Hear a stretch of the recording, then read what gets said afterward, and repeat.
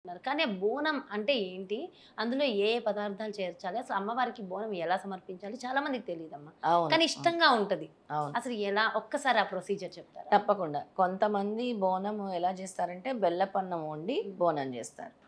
బెల్లపన్నము హ్మ్. పొంగలిలాగా వండేసి అందులో వేసి బోనం మట్టి కుండలోన. హ్మ్. మట్టి కుండలో వేసేసి దానికి పసుపు, కుంకుమ బొట్లు, వేపాకులు హ్మ్. పెడతారు హుహు. బోనం. హ్మ్.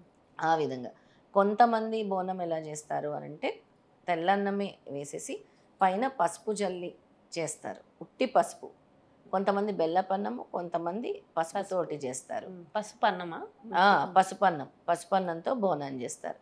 అయితే ఒక్కొక్కరిది ఒక్కొక్క సాంప్రదాయం హ్మ్. ఉంటుంది జాహ్నవి. హ్మ్. కొంతమంది నేను చెప్పినట్టు బెల్లపన్నం వండి బెడతారు. హ్మ్. కొంతమంది తెల్లన్నం వండి దాని మీద బెల్లపు ముక్క ఏసి, కొంచెం పెరుగు వేసి చేస్తారు. ఇంకొంతమంది వైట్ రైస్ వండి దాని మీద పసుపు వేసి అంటే అమ్మవారికి అర్పిస్తున్నారు కదా! పసుపు వేసి అర్పించే వాళ్ళు గూడా ఉన్నారు. పసుపు వేసి బెల్లపు ముక్క గూడా పెడతారు కొంతమంది. ఆహా!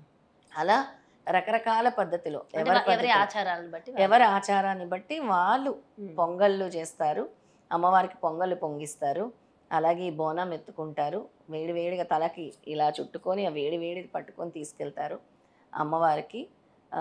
సాంప్రదాయ దుస్తుల్లో చక్కటి మనం చూస్తే ఇక్కడంతా కూడా బొట్లు కట్టు, మొత్తం బొట్టు తెలంగాణ అంతా. కట్టు, బొట్టు తెలంగాణ ట్రెడిషన్ కనబడుతుంది.